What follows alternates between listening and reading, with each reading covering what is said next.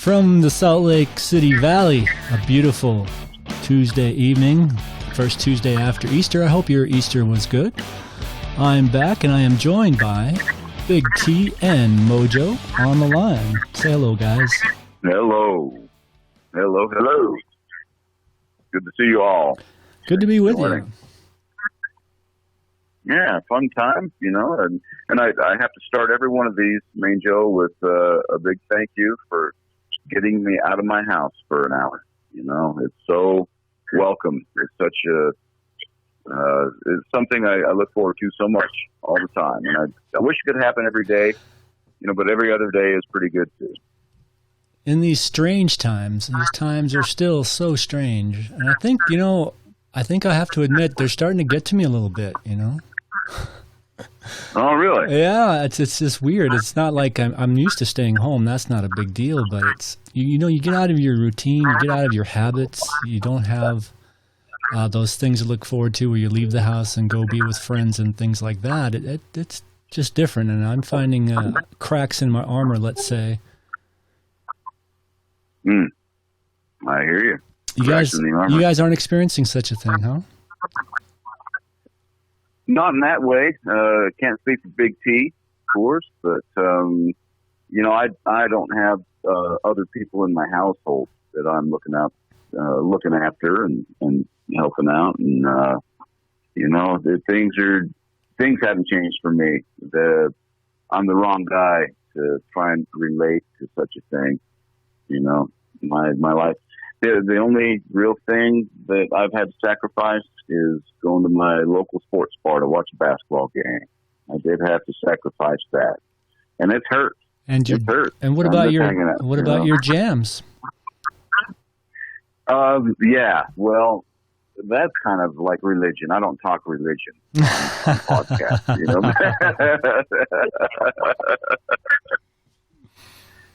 So, BigT, welcome back. Thank you for coming back and joining us on Two Joes. Appreciate it. Thanks for having me. And what are things like up in Park City? Still the same? Still pretty much a ghost town? Have you been tracking any numbers up in Summit County? I've been looking for numbers, and they're all over the board. I can't get any consistent numbers anywhere. Yeah. It seems like Salt Lake is far surpassed what Park City's done. Park City is such a ghost town that I think these stay-at-home orders probably helping slow it down quite a bit. Yeah.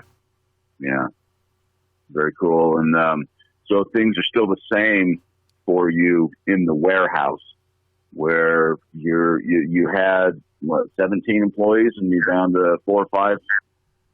Yep, down to 4 employees. Yeah. This week so far has been twice as busy as last week. And you said it was busy last week too. I remember hearing that. Last week was our busiest week in a year, and we're on pace to beat it by about 30 or 40% this week. Oh man, yeah. See, there are parts of the economy that are really humming along. No, I'm not going to say they are profiting one group or another. I don't know.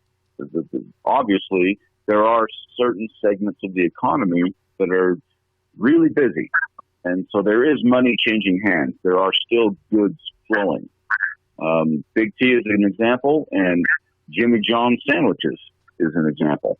I was there last week, and I went into the restaurant. Of course, you can't sit and eat your meal. You have to order it, pay at the counter, and leave. But it took us 20 minutes to get our sandwich because of phone-in orders and DoorDash people coming up and grabbing orders and moving around. So there is still commerce happening right now. Not so lightning fast anymore now. Very true. Yeah. It's not. Yeah, that's a great question. Are we going to do a lot more pre-ordering for food? Or just show up and order, or order online. Is that going to become more prevalent in the population? Because we know it has. Oh, go ahead, T. I was just saying, I agree. I think it's going to. I have this routine. I've been going to Einstein and getting a breakfast sandwich every morning, and I have to use their app. It's the only way they can do business right now. Mm. Have to use it. Yeah. No exchange of commerce in the store. They don't want to pass cards or have any exchanging of funds. Yep. Wow. Yep. Wow. That's very interesting. And I immediately have another question. So the big question I had starting out tonight was following up again with BigT. And I even followed up with somebody else earlier today on this topic, which is the stimulus checks coming through. People are starting to see some money show up in their account, They are. And, some rent's getting paid and groceries are being bought and all this kind of stuff. And today in my job, I sit here and work on my laptop all day, and I have my headphones on all day, and I talk to people all around the country. And one of them today said that she got her stimulus check just this morning, deposited just this morning, the full amount too, the full amount. And this is not a person who worked at Walmart or McDonald's or something. This is a trained technical specialist person. And she said her check came through. And she's a single person, lives in an apartment, and has 2 cats. And that's her life story. And makes a decent, livable, modest wage with a county on the East Coast. And so that's the first story where the stimulus has come through. And Big T, did anything happen on your end?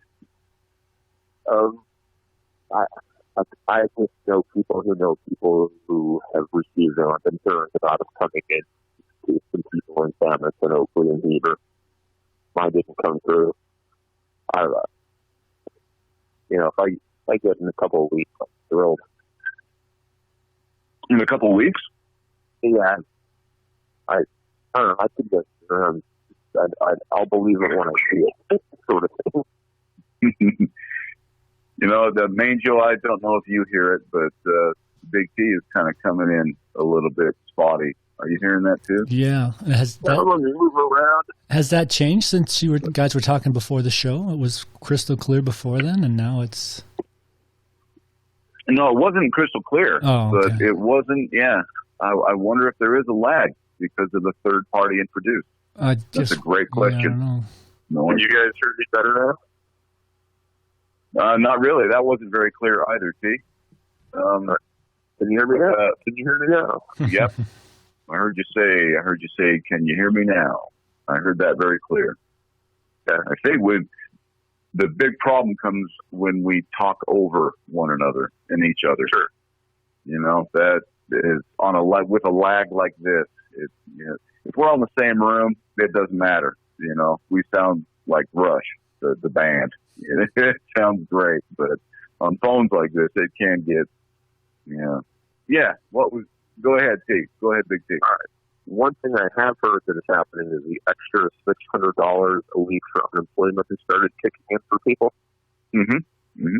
So I have a bunch of my roughly $15 an hour employees are now taking home roughly $1,100 a week in unemployment. And I'm $1,100 a week. Yeah. Wondering how disappointed they're going to be when I say it's time for you to come back to work.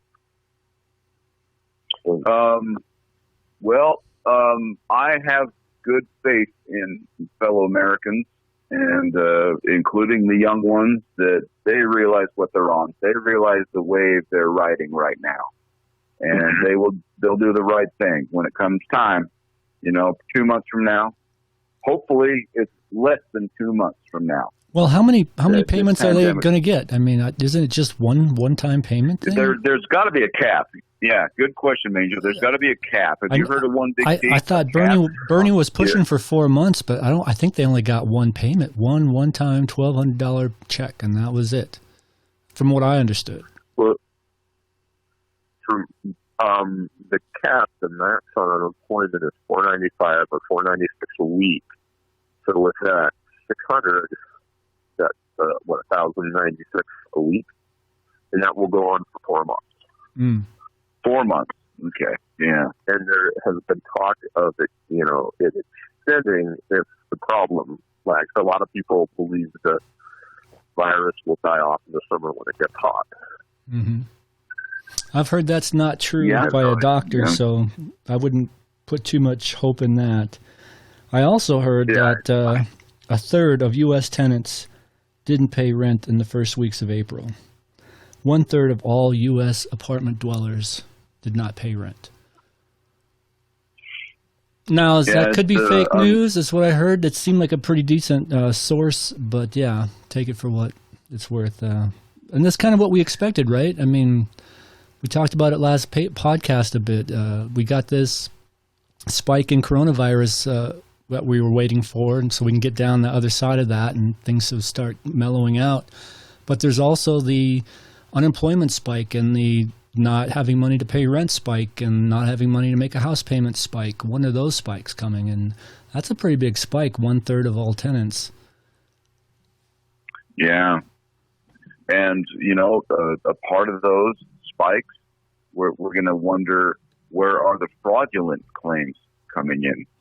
The people who really don't need help right now, but simply knew the right form to fill out and submit, and then a week later get a check. A lot of it's going to be fraudulent too, but only a small portion of it. This stimulus is required. It really is. It is needed right now. It is putting food on the table. It is paying rent. Some landlords are forgiving rent for the next month or two. I've heard stories and I've read headlines of these all over the country. So it is a necessary thing. Some of it will be fraudulent.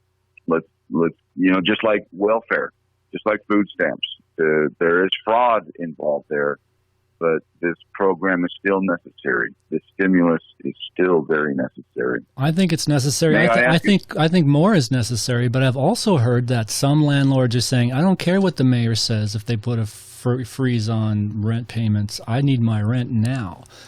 So it's that's going to be kind of hard to enforce. Some landlords are just going to be dicks about it, Yeah, absolutely. Well, is anyone providing the landlords with relief, or the mortgage companies not making them make the payment? Good question. Great question. My guess would be, you bet. If those landlords know the right forms to fill out or the right attorney to hire who knows how to submit the right forms, then you bet. Well, let's take that one level further.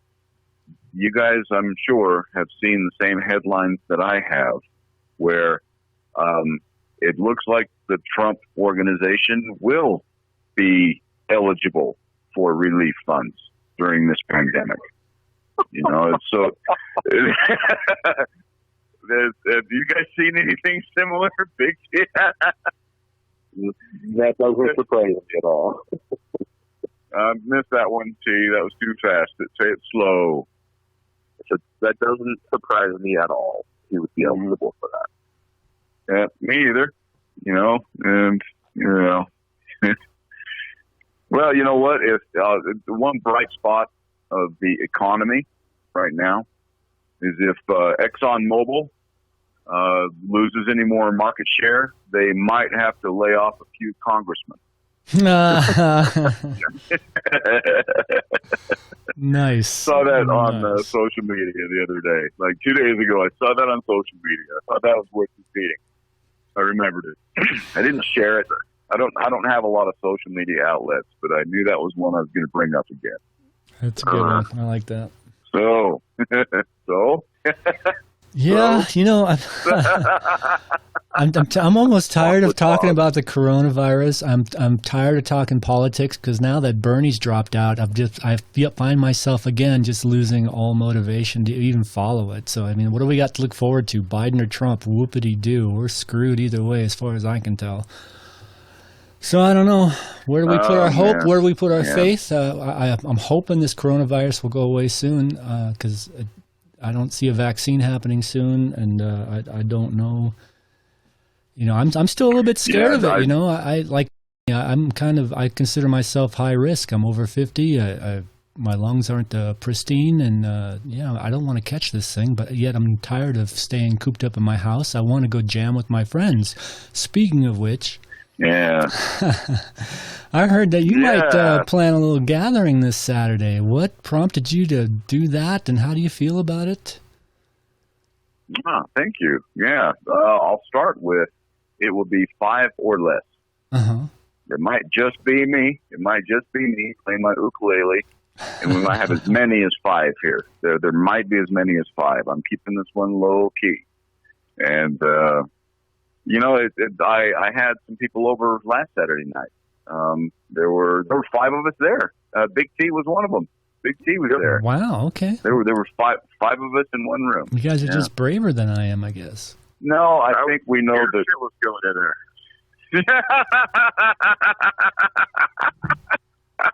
But after, it only took a minute. Then he took off his welder's mask, and then, he was comfortable the rest of the night. And all of us, I watched all of us wash our hands several times, everybody, at different times. We were together maybe 3 hours and, kept our distance. We had at least 4 or 5 feet between everybody, and it worked out, and I think we could play some music. I really think, take the same precautions, wash our hands, keep the surfaces clean, Does whiskey kill the virus? No. You would think it's better so. than that. It doesn't kill it. No, it prevents it from ever entering your body in the first place. It takes one whiff and says, yikes, I'm out.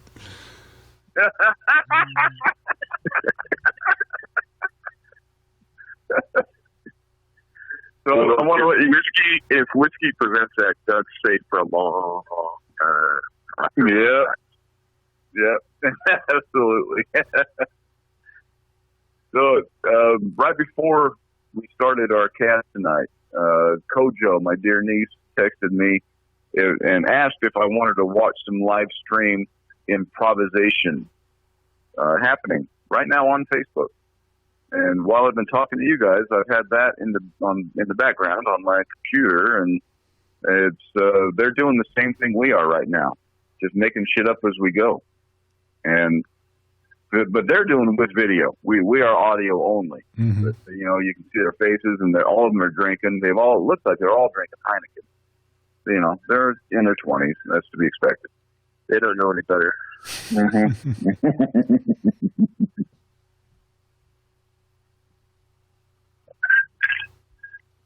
So, let's burn some more content. Well, so that's maybe why you guys aren't experiencing the same doldrums that I am. You guys are getting together, man. I'm not getting together with anybody. I've got to go to the store tomorrow, and I'm nervous about it. I'm like, which mask do I wear? Do I wear that mask? Or do I wear this mask? Do I wear no mask? Do I bring my rubber gloves? Do I bring my own pack of disinfecting wipes? I've got to go to Costco tomorrow morning, and I've got to get there early because I'm hopeful to get some toilet paper. I know that's a tall order and all, but I'm hopeful if I get there early enough, maybe. There's plenty of toilet paper in Park City. Really? I can buy some and bring it down. Wow. I might have to take a cruise up there and get out of the house for a bit and find some toilet paper maybe if my trip to Costco is unsuccessful. I was at Smith at Kimball Junction at 6 o'clock today, and there was tons of it at the end of the day. Wow. Okay. Wow. Cool. That's cool. Good news. Yeah. Good news. Well, I found a 24 pack down at the Target on Fort Union recently. That was a score. There were like 4 or 5 of them there. They weren't filled up. The shelves were not groaning with toilet paper. But I got one of like 5 24 packs remaining. And, I feel like I really got away with something because now I'm good. I'm good until 2022. It's just me here. And I don't use a ton either. So I'm solid. Yeah. Do you guys believe the mask really help you prevent you from getting it? No. I've heard again, this is ignorant talking, but what I have read and what I've absorbed is that the mask does help you prevent from spreading it to other people, from yourself to other people. It can cut that down. It doesn't really help you prevent you from getting it.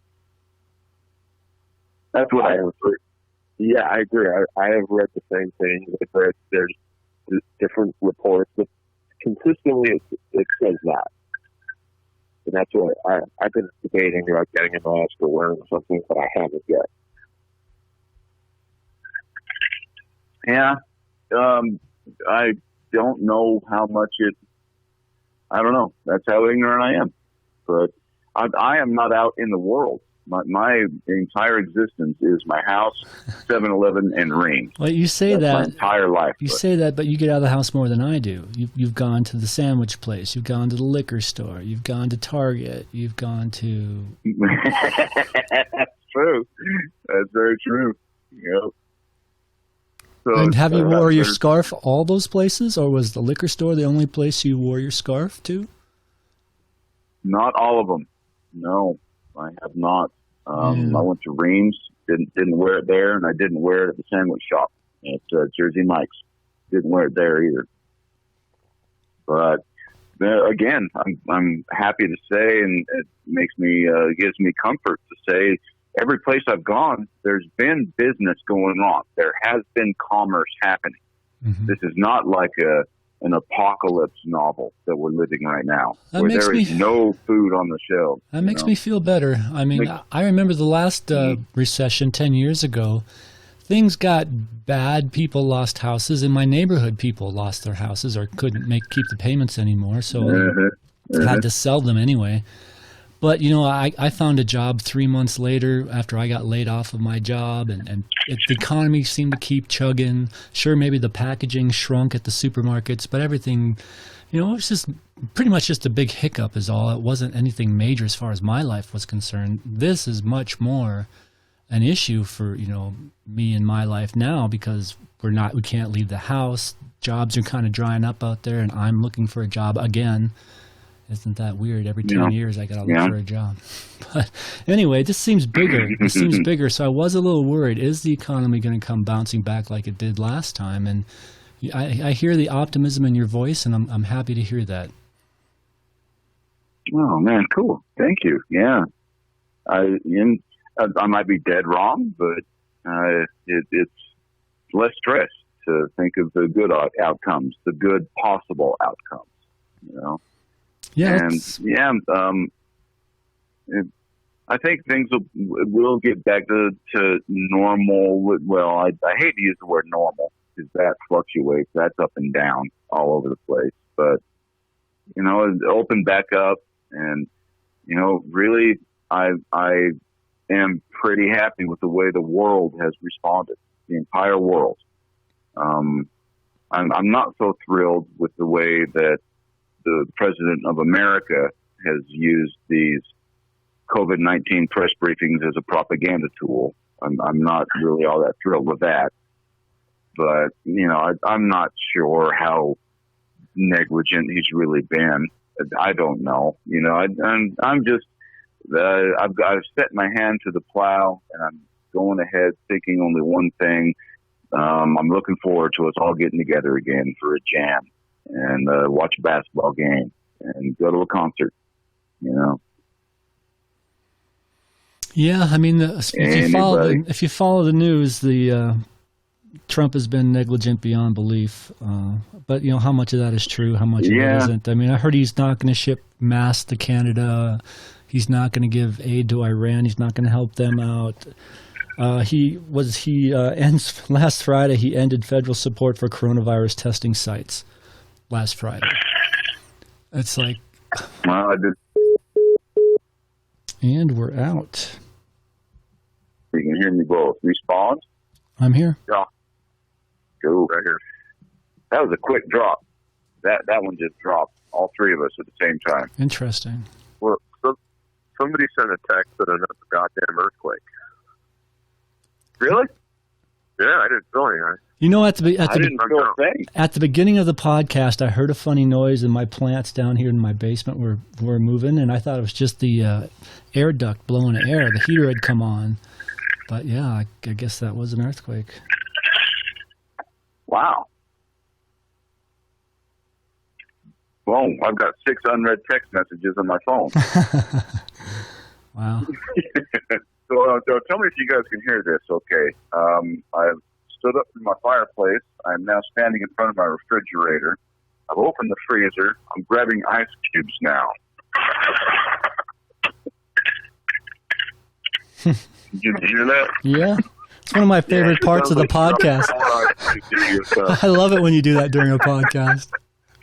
I've done it many times. Oh, yeah. That's not the first time. That's great. I think it adds an authenticity to the cast, you know? We're not. I like it. We're just relaxed. We're having fun, man. We're not fucking worried about jingling some goddamn ice cubes. Yeah, exactly. When I'm done here, it's not like I'm driving the wind over. That's right. Although when you get that $1,200 check, you might be. Yeah, I'm hoping. I'm waiting on it. Yeah. Wear your scarf and off you go, man. Yeah. So the young lady I talked to earlier today, she's the only one I know personally who's gotten a stimulus check. You guys, I think BigT talked about some people he works with maybe got one. Is that right, BigT? Yeah. A couple of employees got theirs, and the extra 600 started kicking in for some people on unemployment. So unemployment checks. Yeah. That's a little bit different than the stimulus check, which, I don't know about that. Yeah. Yeah, this is just money going into the economy.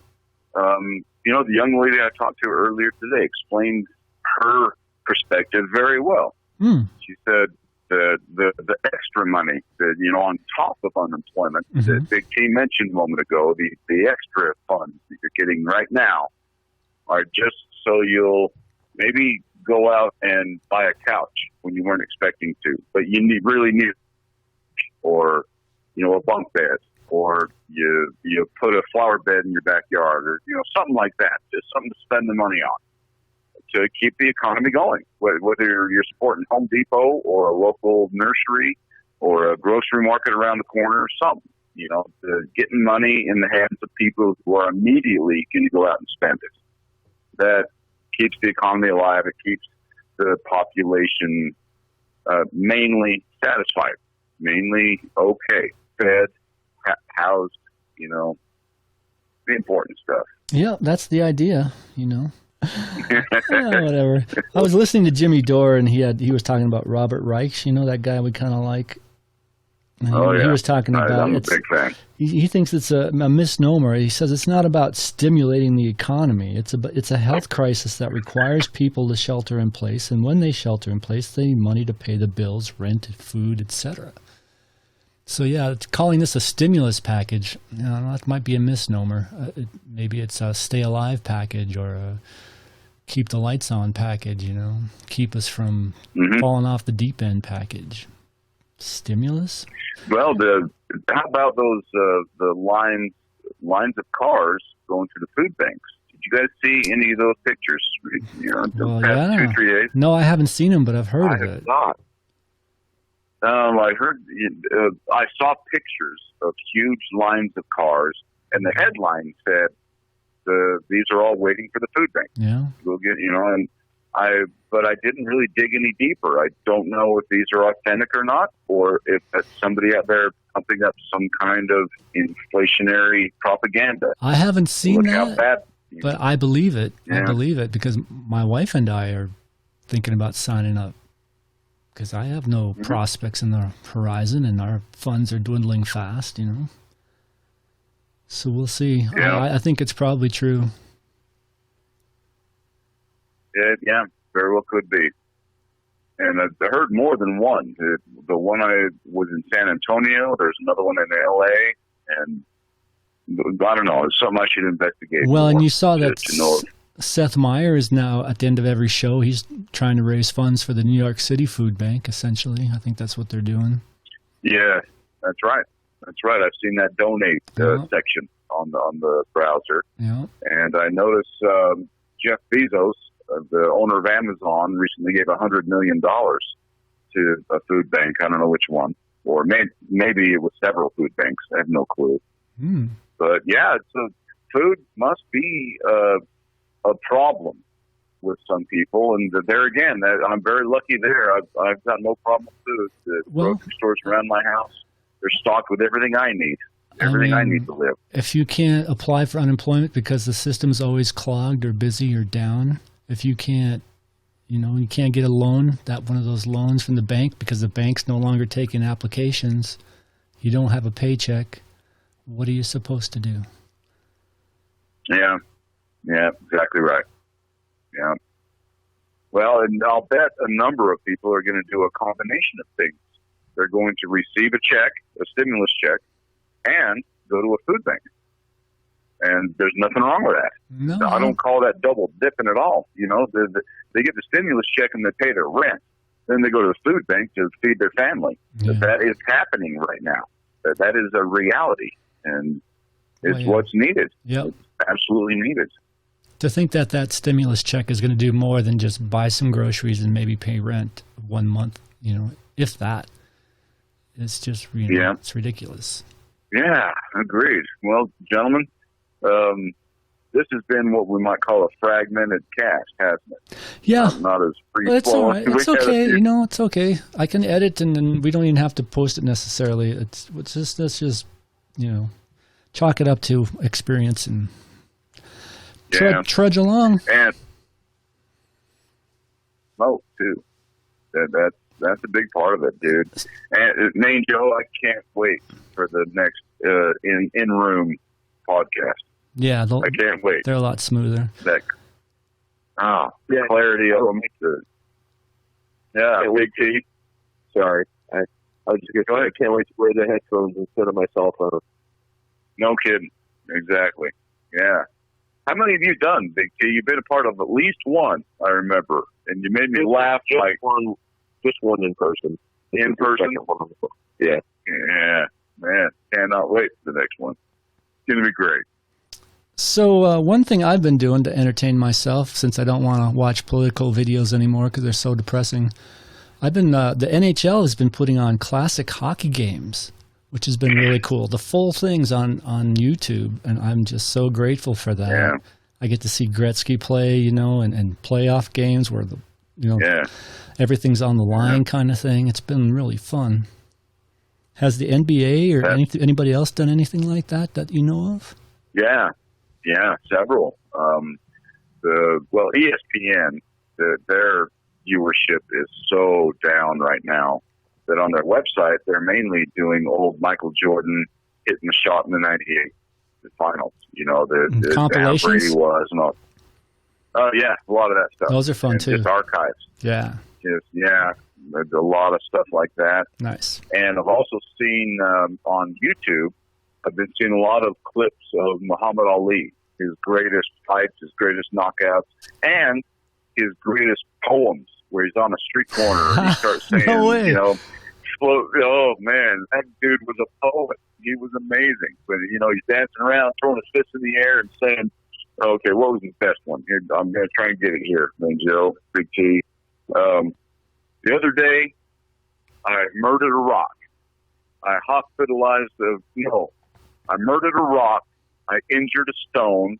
I hospitalized a brick. I'm so bad, I make medicine sick. The guy was a poet. Nice. I've been seeing a lot of that recently too. And it was great. A night or two ago, I watched Favre and Rodgers playing the Vikings and the Packers. Nice. Oh, very nice. Yeah, there's some good stuff. Mm-hmm. So it's good to see sports doing stuff like that. I know one of my favorite hockey podcasters. He's basically a YouTuber. He said he's down, I think he said his viewership is down 30% and his profits are down like 80%. So YouTubers are taking a hit too. Yeah, I was kind of surprised. I mean, I don't watch them as much as I used to simply because hockey isn't on anymore. But that's a hefty hit. Oh, what was that? Yeah, did you guys hear Somebody's phone that? just ring? Yeah, I heard that was the gate on my patio.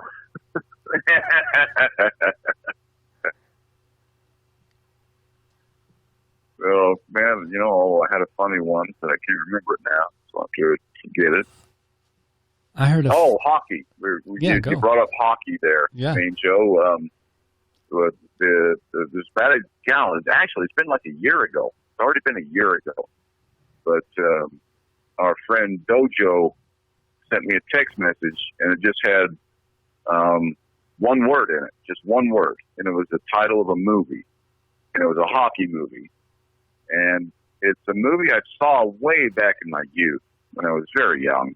Hadn't seen it for 30 years, and Dojo texted it to me. I brought it up on one of the movie channel streaming sites and watched it, and forgot how good it was. I forgot how brilliant this film is. Slapshot. Remember the movie Slapshot? Yeah, with Robert Redford? Paul Newman, that's right. No. One of those Paul two. Newman. Paul Newman. Okay, yep.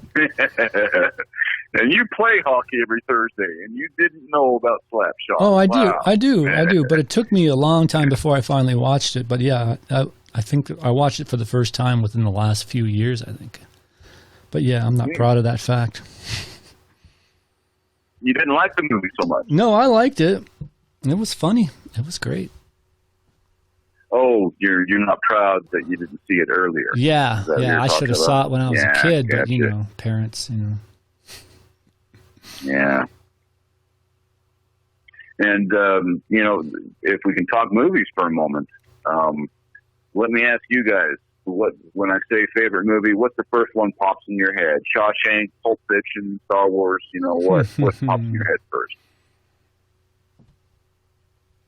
I liked Fight Club a lot. Want me to go? There we go. You both talked over each other. I knew that might happen. And I'll pick random. Big T. Big T. Who's first? Okay. Princess Bride. Classic. Wow. What a left field choice, and yeah, but I can't disagree. I love the film. I love it. It holds up whenever I see it on HBO or something. I sit and watch it. Yeah. Yeah, that's a good one. And Main Joe? I was going to say Fight Club, one of my favorites. Fight Club. Brad Pitt, Edward Norton. Yeah. I enjoyed that film. Me too. Loved it. Yeah. And, go ahead, Big T. I was going to say, closely followed up for me, the original Terminator.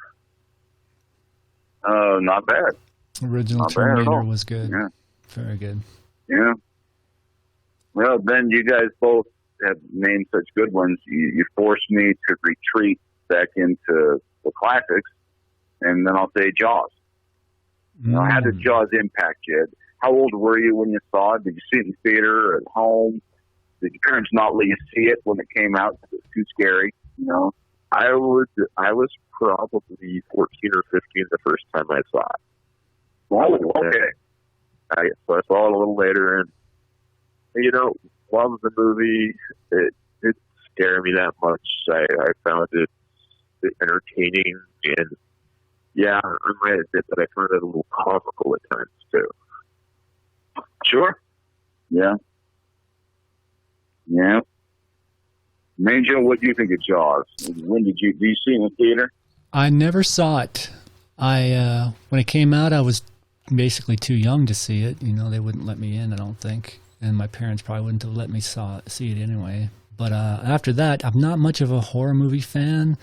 I don't want to pay money to get scared, so I've just never seen it. I've seen a lot of clips over the years, but I've never seen the movie in its entirety. Cool. Interesting. The Big T, it feels like I just talked to somebody who's never seen Star Wars, or Raiders of the Lost Ark or something. I've never seen Raiders of the Lost Ark. Wait, are you serious, Big T? You've never seen Raiders? I've seen little bits and pieces. I've never sat down and watched the whole movie. Wow. Man, so all three of us have now been struck by the same thing. Now, you two have to ask me. Yeah, what movie have that I think is have great I not seen? that Mojo hasn't seen? What could that be? Let me think on that. I've seen Close Encounters. I've seen The Big Chill. Have you seen all three Matrixes? No. Haha. No. Whoa. Yep. First two. Saw the first two all the way through. Wow. Both of them all the way through. So you don't know how it ends. Yeah, with a fist. Yeah, that was pretty much it. Those movies, man, they were cartoons. They were comic books, and for me, and just like the Avengers. Well, they were based like on Batman. comic books. Well, so was Raiders of the Lost Ark. You know, same kind of deal. Yeah, exactly. Yeah. Fun action adventure. You know. But I love the Matrix series. I thought it was epically good. What about the Men in Black? Have you seen Men in Black with Will Smith? All three of them. Not the fourth one without Will Smith or Tommy Lee Jones. Yeah, I don't think I've seen that either. What one was okay? I didn't mind it. International, is that what it's called? Men in Black International. Yeah, if you like the first three, it's the same type of storyline. It was reasonably entertaining. Well, that's just it right there, Big T, is I didn't like the first three. Oh. I liked number 1 and number 3. I did not like number 2. That second one was boring and a waste of time. But the first one and the third one were damn good. Those were both very good films. Mm-hmm. So I'll take your advice then. I'll probably enjoy the fourth one, International.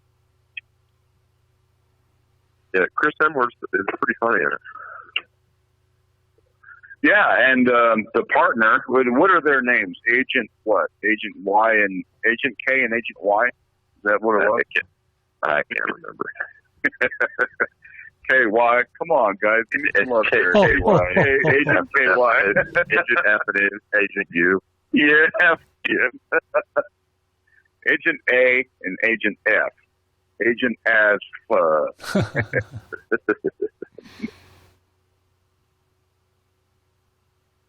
All right, so we went for our favorite movies then. Let's not even talk favorite bands or songs. Let's talk, where's the best deal you're getting on ordering food already prepared? Not groceries being delivered, but who delivers the best food ready to eat right now during this pandemic? I've had a pretty boring repertoire of food at fucking Einstein's Bagel and Cafe Rio. Ah, okay. So, well, now when you say Einstein Bagel, are you talking plain bagels, or are they dressed up with some meat? No, just breakfast at Einstein's Bagel, just a ham and egg sandwich with cheddar cheese on an off-the-aggle bagel. I eat those every day. Yeah, and you get one on the way to the warehouse office. Yep. Yeah. And then what was the other one you said? Cafe Rio. On the way home? On the way home. Yeah, gotcha. And then a couple Pacificos, and then you self-isolate, and then you go to bed, right? Yep. Pacific, beer and burritos. That's my weakness. Mine too. Yep. Yep, they're damn good. I love Mexican food. It's the best. What's on the menu at your place right now, Main Joe? Is it mixed up, or is it a lot of ramen? Is it some I've got scrambled eggs? Yeah, dishes? that's weird. We don't ever order anything in. We have a garage freezer we try to keep stocked, and my daughter just likes noodles with butter on it. That's pretty much all she eats. Steam some vegetables for her.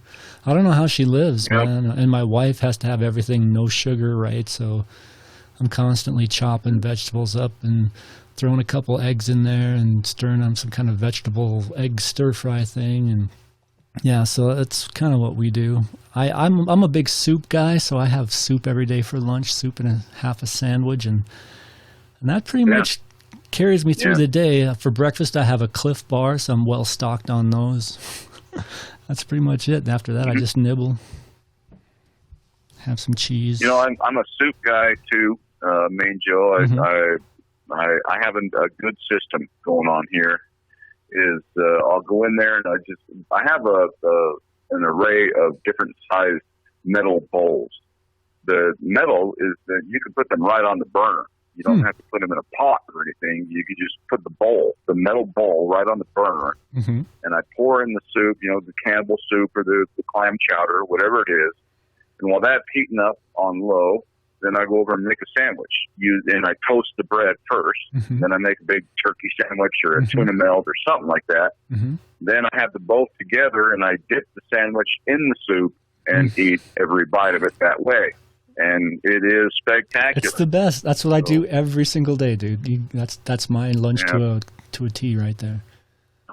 Big time. And it fills you up. Big time dipper. You feel like you had a solid meal. Yep. It's going to stick to your ribs for a few hours, and you're in good shape. And you go do a podcast. Yeah, it really gets me through the rest of the day for the most part. So, have you been practicing any guitar? Not during enough. This lockdown at all?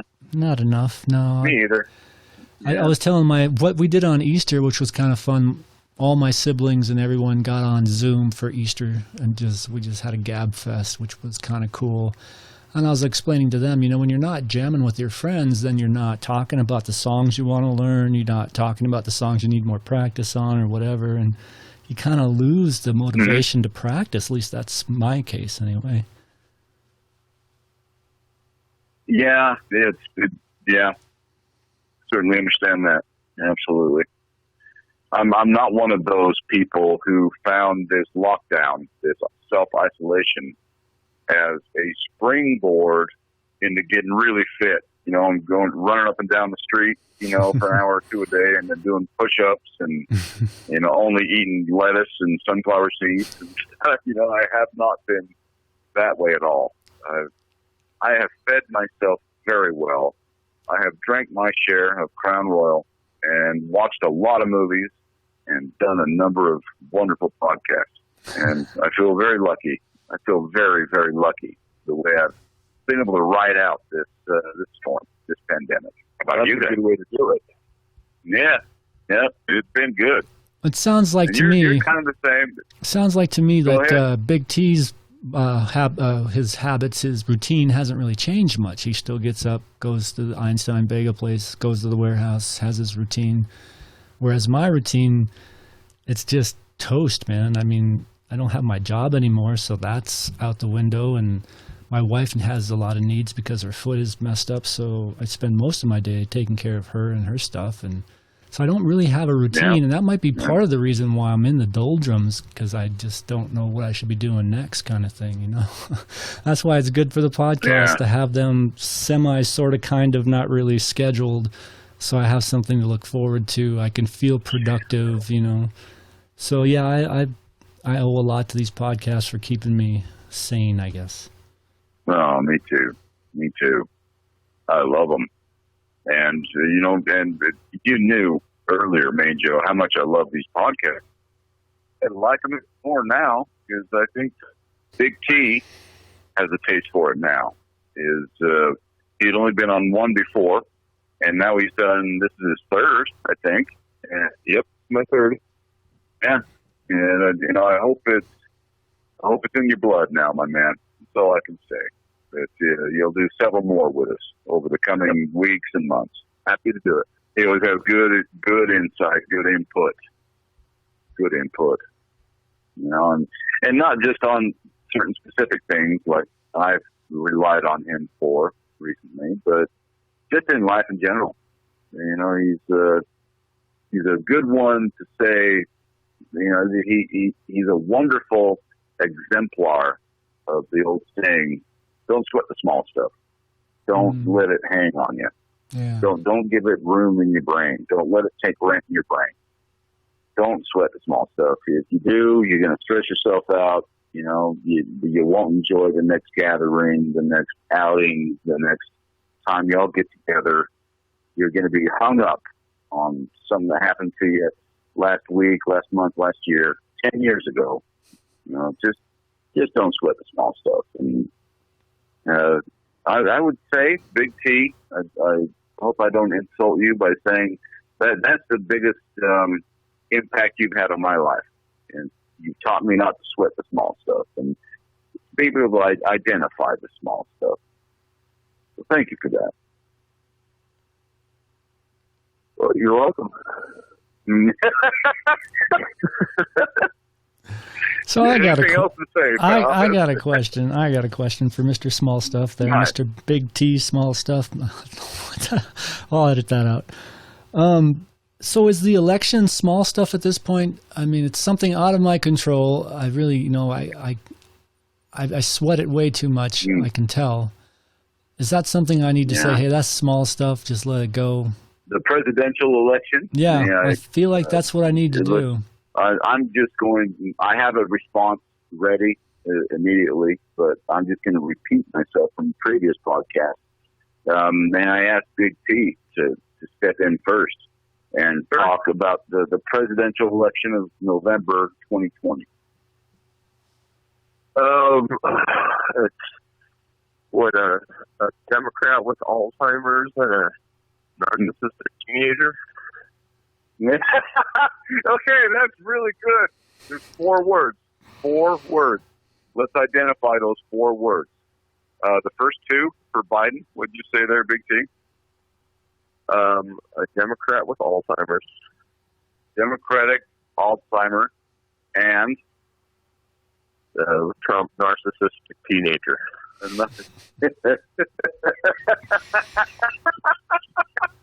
That's really good, T. That is really good. That is really good. Oh, Main Joe, keep this in the podcast. That was really good. Oh, yeah, for sure. 4 words. I couldn't agree more. Trump is a teenager, man. He's such a little... what's the word I'm looking for? A teenager. He's a little chump. What did he do the other day that just had me saying, grow the fuck up? At a White House press briefing, President Trump announced that the U.S. would be halting funding to the WHO, the World Health Organization, a decision that appears to be in response to the global agency's criticism of the way the U.S. has been handling the COVID-19 crisis. I mean, he's such a fuckhead when he does shit like that. Like all the people that blew the whistle on him about the whole Ukraine thing, he's fired them all. Every single one of them. Even the guy that was just doing his job saying, oh, we have a whistleblower complaint? Well, then I need to get it over here. That's all he fucking did, and Trump fired him. It's unbelievable. Yeah. He can't run a country that way. You're not going to have anybody left who knows what they're doing, and I think we're kind of seeing that now. I hate to do what I do now, but I have to side with the devil. I always try to find the bright spot in the darkest places. And I'm trying to see one bright spot with Trump is during his now 3 years. How long has it been? It's over 3 years now. Over 3 years since he took power. We don't hear of any major battlefronts anywhere. There's no real battles or wars. Is there a war going on right now? Can anybody name one war? You know what I heard? I couldn't, other under Obama. I couldn't. Please go ahead, Mitchell. What I heard was that Saudi Arabia stopped bombing Yemen because of the pandemic. Yeah. The pandemic stopped a war. Just like World War II got America out of the Depression. Yeah. It's one awful thing alleviates a previous thing. But you're right. That was the last major conflict that I knew about. Was Saudi Arabia was bombing the shit out of Yemen, and why? Does anybody here know why? Big T, Main Joe, you guys know why Saudi Arabia was doing that? I would hypothesize it had to do with oil. Money? Well, that's as good as it gets. Anybody. I can't believe it'd be anything else. And if it's not that, then it's probably racism of some sort. They want to do an ethnic cleansing of some sort, some religion cleansing of some sort. I know there's different religious sects down there. So yeah, any of those. They wanted to take over Saudi Arabia wanted to take over Yemen in some sort. It could be that too. They want the whole peninsula. Yeah. Yemen's one of the world's richest oil countries. Enough said. Always has been. Yemen is one of the world's richest oil countries, much like Venezuela, much like Saudi Arabia, much like Iraq and Iran, much like Kuwait, and UAE. Isn't that its own country? UAE. Isn't that its own country? I believe I so. think that is Dubai. That's Dubai, some islands around Dubai. I see. United Arab Abu Emirates. Dhabi. Yeah, interesting. So what do you guys think is happening with oil right now? I mean, my car, during this pandemic, my car is getting about 3 weeks to the gallon. How about you? How about you guys? How are you guys doing? Well, I go to a tank every 4 days. Oh, wow. Really? But the price you've been paying has been fairly low. I remember the last time I went to Costco, I think I was telling Mojo I paid like $1.80 something a gallon at Costco for gas. Yeah. What are you paying? But now that, now OPEC and Russia have reached an agreement, so they're going to start cutting production, so we can expect prices to start going up. So who are they really looking out for? The corporations or the people actually buying a gallon of gas? Who are they looking out for? Yeah. Yeah, people are driving less, so they had to lower the gas to encourage them to drive more. I don't know about that because demand was down because everyone's self-isolating. I think they just couldn't reach an agreement. I remember when I was growing up, I used to think, gas is always going to be cheap because OPEC can't get along. They're constantly backstabbing each other and cutting each other's throats. So we'll have low prices gas forever. That's a kid thinking that. That's a teenager thinking that back in this is after the 70s, I guess, when gas started, gas lines and all that business. But yeah, they don't get along well, and Russia and Saudi Arabia probably don't get along well because Saudi Arabia is kind of our Arab country, whereas Russia's Arab country is Syria, I believe, and maybe Iran. Iran. I don't know. Yep, and I think you're right on both counts there. Yeah. And now, who owns Venezuela? Is it America or Russia? Who owns that one? I think they're probably friendlier with Russia right now. Not America. Not America, is it? America is the country that has put crippling sanctions on Venezuela. Mm-hmm. And so we like to say that they're such a failure because they're a socialist country. But they always forget to mention that we've got blockades on them. We've got crippling sanctions on them right now. That's basically like going to war when we do that. I mean, isn't it? I mean, I heard a really good argument for that. Saying basically when you put those kind of sanctions on a country, it's like a different type of war. It's same kind of deal. One of the stories about Venezuela that really blew me away, and I couldn't believe it, is Venezuela used to pay for heating oil for people in the South in America. In the United States of America, Venezuela was subsidizing their heating oil every year. For years they did this. In the U.S. of A., Venezuela's helping us out, helping our poor people out. I was like just flabbergasted. But no, Venezuela, they're the devil, they're evil, they're socialist. They're awful, they're terrible. Yeah, exactly.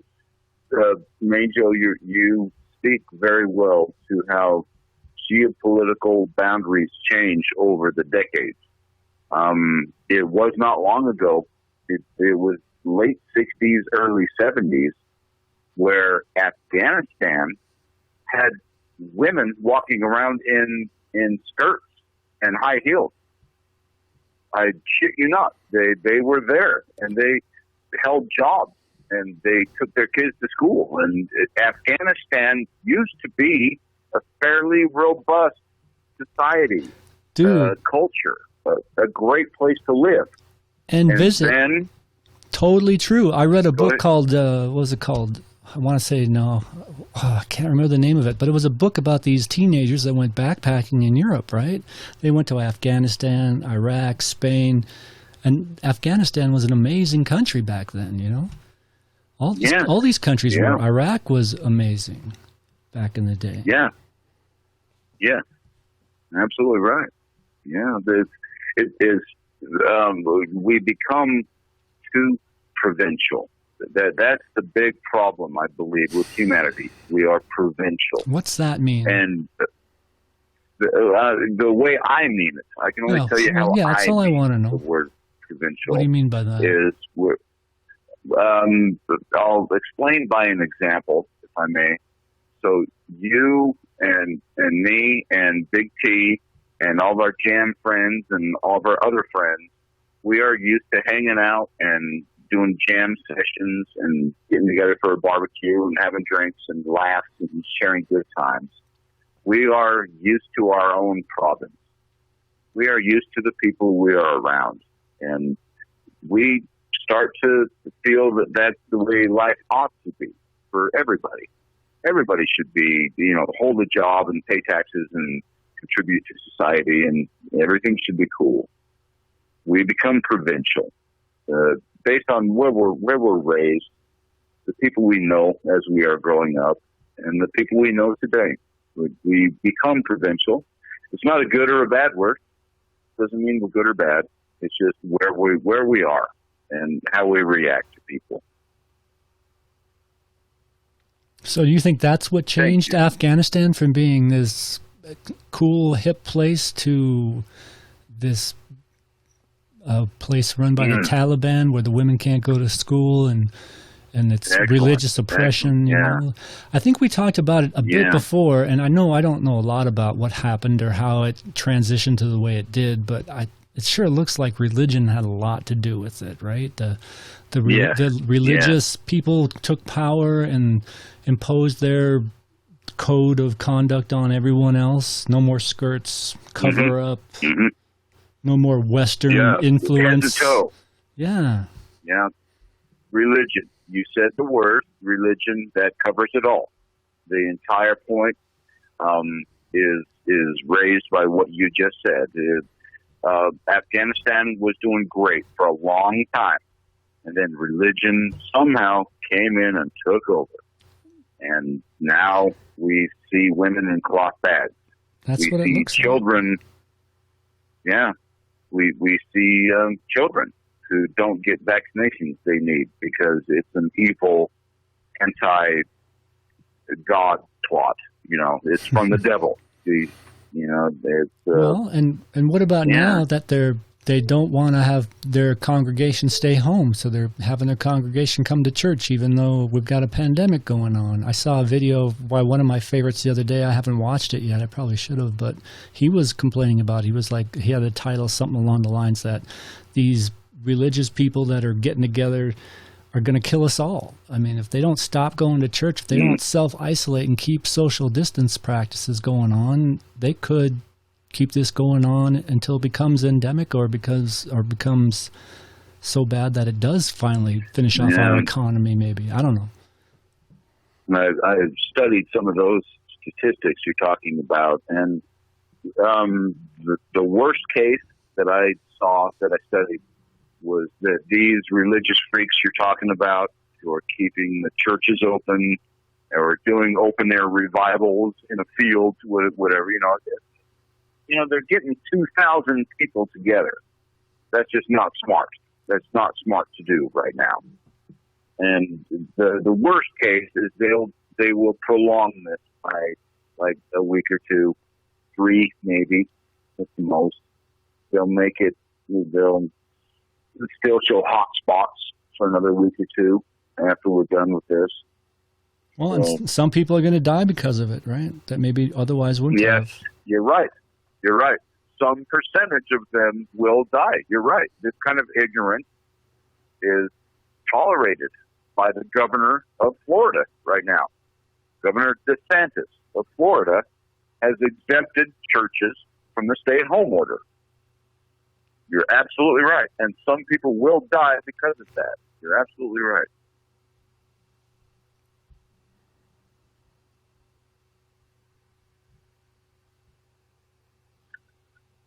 Taking a big drink right there of whiskey. You guys have a whiskey? No. I haven't been to the store in so long I ran out of beer, man. I'm drinking water tonight. It's pretty pathetic. So I'm buying a case tomorrow at Costco. While we were on the phone, my stepbrother went to Top Stop and got me a couple of Pacificos, so I'm on Tallboy number 4 right now. Nice. Number 4. Number 4. Is he there with you right now, Big T? He's in. He might have some interesting opinions on Afghanistan. He spent the better part of the last decade there. Love to hear talk to him. Oh, that would be awesome. Enlighten us. Man, that'd be great. Maybe I'll get him lined up for the next one. Cool. That would be cool. We're shooting for That'd Thursday. Be very cool. Yep. Yeah, we've been really good on keeping it scheduled. Tuesdays, Thursdays, and Sundays, you know? Yeah, it's been awesome. So, Mojo, you always like to look for the silver lining. As far as I can tell, that little top of the curve thing that was happening in New York is still happening. So it looks like we might have peaked out. Have you heard anything? Good question.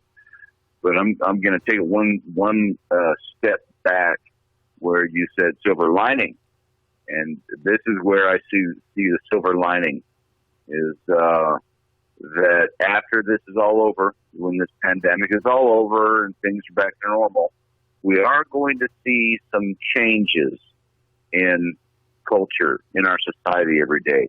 The places we go, you know, the gas stations, the grocery stores, the sports bars, we're going to see some subtle changes. I don't think we'll see as many handshakes as we did before.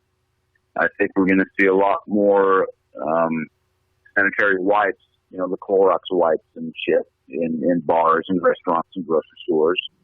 And I think people are just going to kind of, they're going to increase their zeitgeist with a knowledge that any contact with any person increases my odds that I'm going to catch something.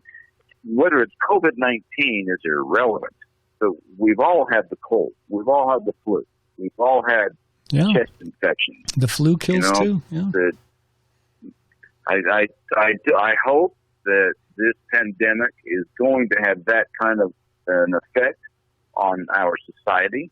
May I ask what you guys think of it?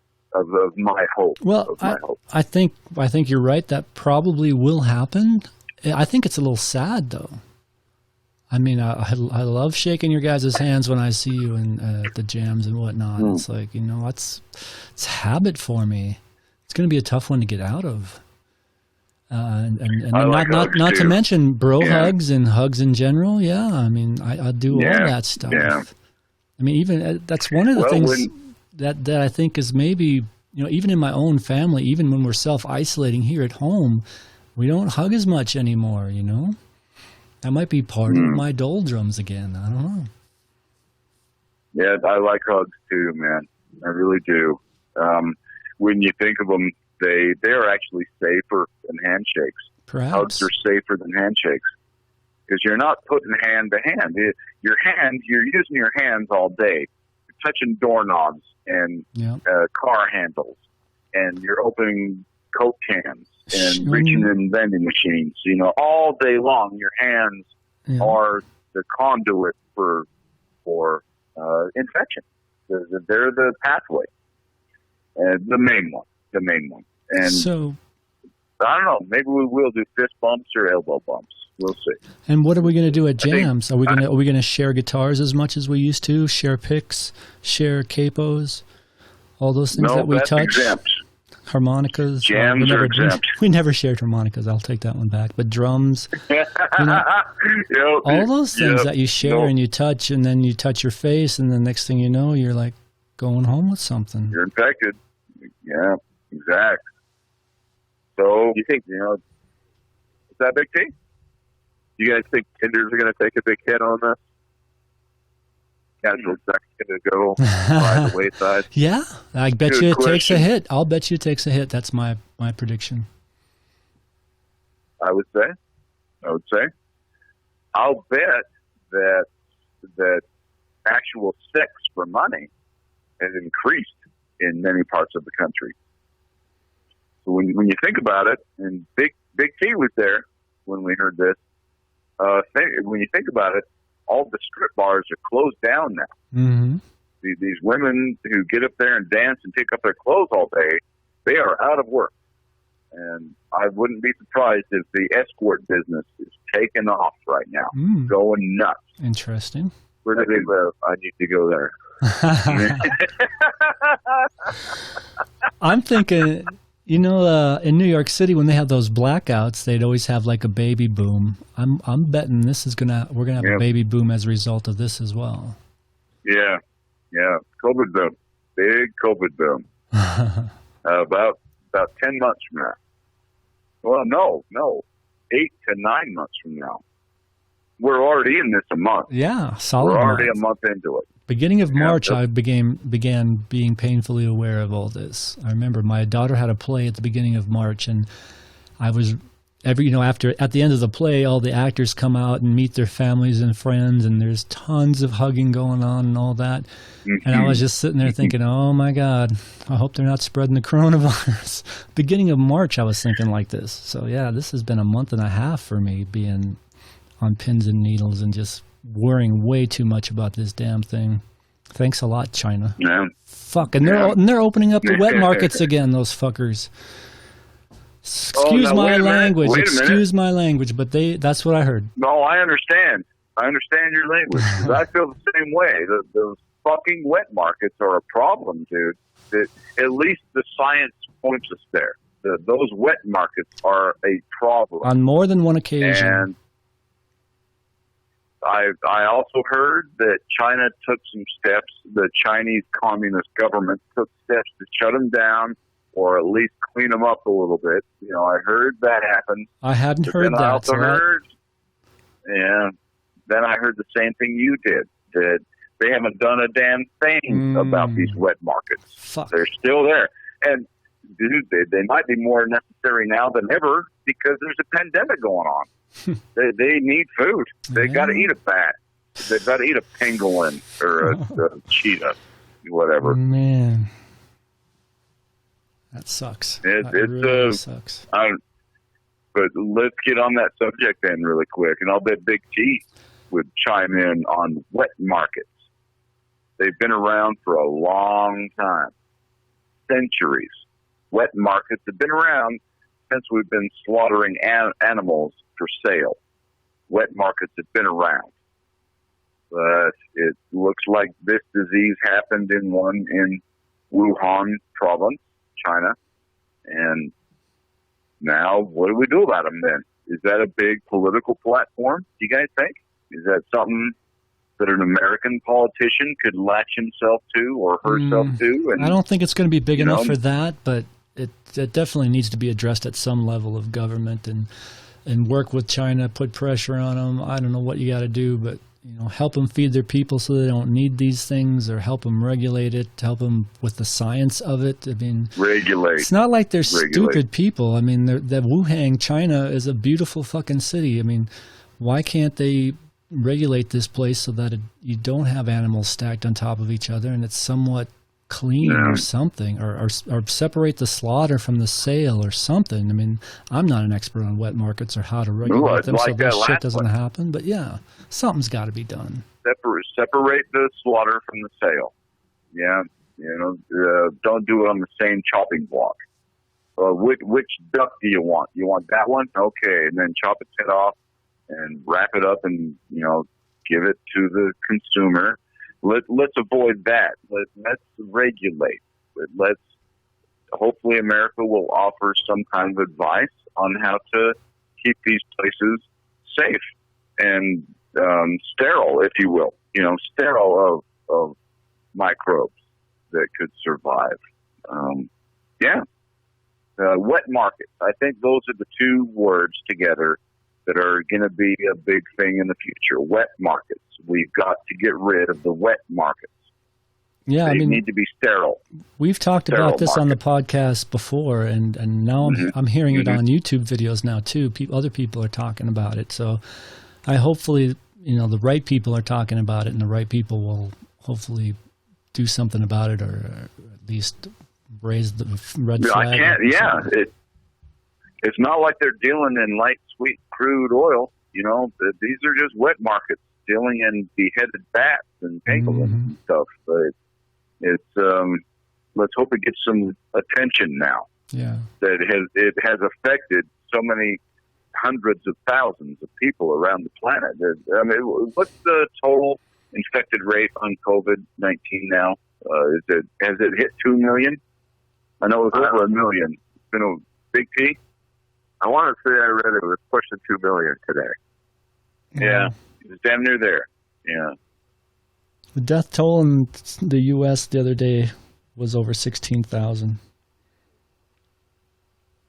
Oh, it's over 20 now. Wow. Just in the U.S., it's over 20. So that's now. it went from 16 to over 20 in a few days then. Yeah. It's still going on. I mean, hopefully we're over that top of the peak, but we're still pretty high up on that peak. So, yeah. Keep being vigilant. And I want everybody at that jam this Saturday to wear masks. Mm-hmm. I want you around when I finally venture out of the house and deem it safe to jam with you again. I want you guys all to be there still. Oh man, we've got to come up with a name for that evening when we all get together and jam again. I mean, that's going to be a special night. That'll be a very special night. Big T, what would you call that night? Next Saturday. That's a good one. I hope. Oh, my daughter wants to go back to school so bad. I just keep telling her, don't get your hopes up, man. I don't think it's going to happen because already it's basically they have them closed till May 1st. And if they open them May 1st, that'll be great. But you only have a couple weeks left anyway before school ends. But she's hoping it happens. I think we're 30, maybe even more days away from that stuff coming back. Well, Trump's really pushing hard for the May 1st opening of the economy. Yeah. And 30 days, like Big T just mentioned, it might be, it might not be. I really don't have an opinion on that.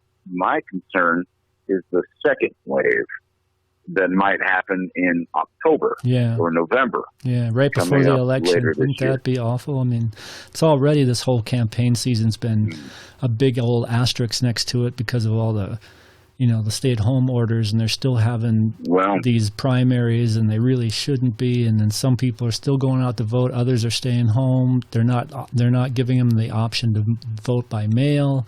They're not giving them extra time to get those vote by mail things out, and it's just been a clusterfuck. If that happens in November, oh my God. Not that it really matters. I mean, we got Biden and Trump, so flip a coin. Well, I don't know. You can. Yeah, think of Trump, sir.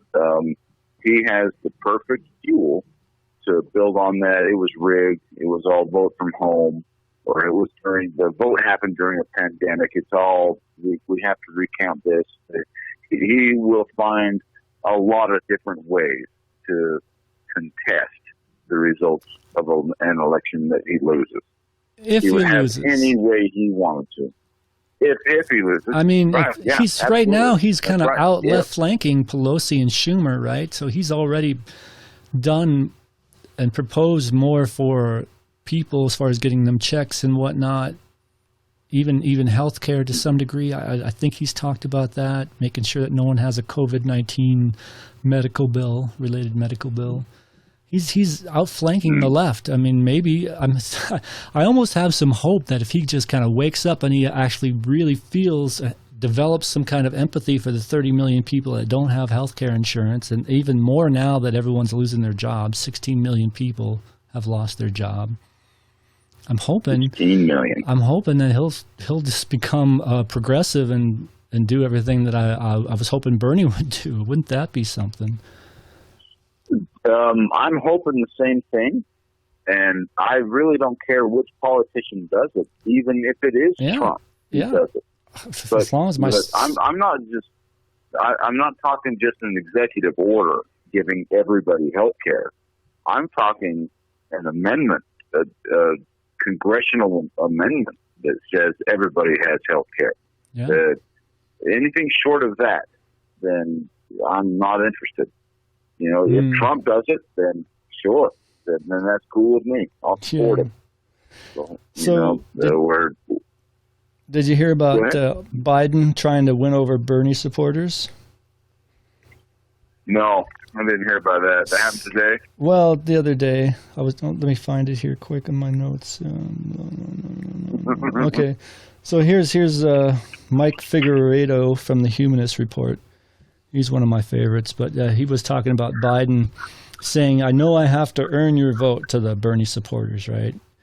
And I wrote myself a note saying that it might help if he had a policy to propose, and then it goes on to Biden's pandering. This is what Biden says. "We'll address the climate crisis. We'll make college affordable. We'll make health care available to all." It's like, what are these words? We'll address the climate crisis. What does that mean? He'll re-enter the Paris Climate Accord, or does it mean a Green New Deal? I mean, Bernie had a plank already. Biden doesn't even have a plank yet, and this is our nominee, right? We'll make college affordable. What does that mean? Affordable to everyone? How are you going to make it affordable? Make healthcare available. Well, it already is available if you have the money. Mm-hmm. So he's offering nothing, and it's just a joke. He's going for the middle, the right middle, or right of middle, I should say. From where I'm standing right now, I see people staying home just like they did for Hillary, and Trump's going to win. I don't see Biden winning. I don't get it, but we cannot refute the fact that more people voted for Bernie in the primaries, in the caucuses. It's just a fact. I can't get my head around why. I don't understand why, but they did. Yeah, I don't. It's the same kind of mystery for me as how they voted for Trump in the first place to get him in the presidency.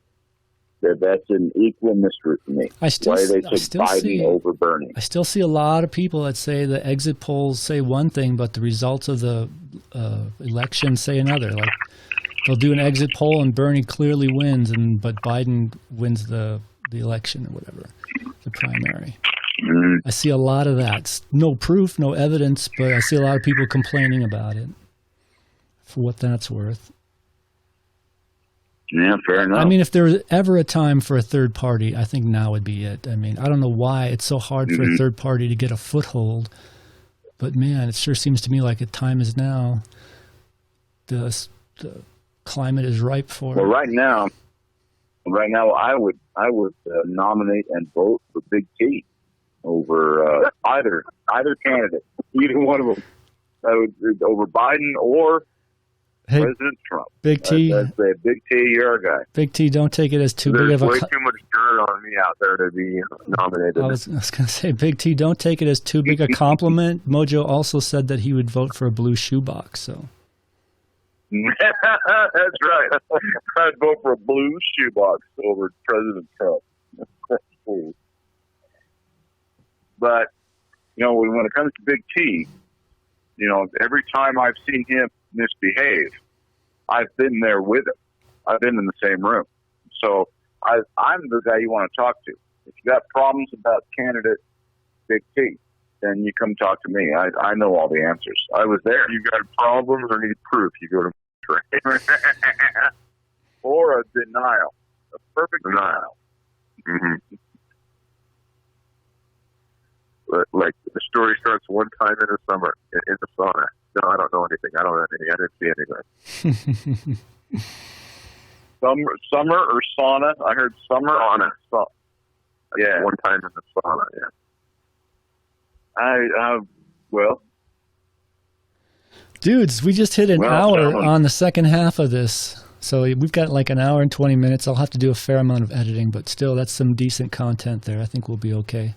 So thank you much. And there's a lot of great content. That's going to be a nightmare to edit. It might be a while. That's all right. Give me something to do. I'll feel productive. Feel what? I'll feel productive. It's important for a guy to feel productive. Mm-hmm. Well, maybe for a woman too, but I can't speak for them because I'm not one. But I know that I need to feel productive. I need to feel like I'm doing something to I'm sure I'm not providing for my family at the moment, but at least I'm productive. It's better than nothing. I don't know. Dude, you make them food every day. That's true. That's providing. That's true. I take care of them, but yeah. Anyway, I'll survive. Sorry if I talked about my doldrums too much tonight, but I wanted to be authentic. No. It was good authenticity, yeah. It launched another conversation. And look how we have just jumped from one asteroid to another on conversation. We've gone a lot of different ways. Yeah. It's been wonderful. Yeah, it's been We were all over the board tonight. Yeah. Yeah, indeed. All right, so Tuesday, then let's look at Thursday. Would Tuesday's you guys mind? in the can. Can I ask I'm sorry, go ahead. Tuesday? I want to ask you guys a favor. On Thursday, I want to try a new technological achievement, and that is get four people in a remote cast. I want the three of us and Kojo, my dear niece, and let's all talk and see what happens. It might be fun. All right, that sounds good to me. Thursday, worth a try, sure. we're all on quarantine, and I should be able to add a fourth call here. That'd be just awesome. Thank you, guys. Thank you so much. It's been a pleasure. All right, Mojo. Outro. Here we go. Oh, Big T, can you give us an outro? Have you already done it, or did you do an intro, or what was it? You did one, didn't you? No, I have not done an intro or an outro, so I would like to listen to somebody else do it. Prepare it for next time. There you go. Awesome. Listen to Mojo. He's a pro. Mojo outro. Thank you once again for joining the Two Joes podcast. Such a pleasure. We talked pandemic. We had a dear friend on, Big T. We will see you again very soon on the Two Joes podcast.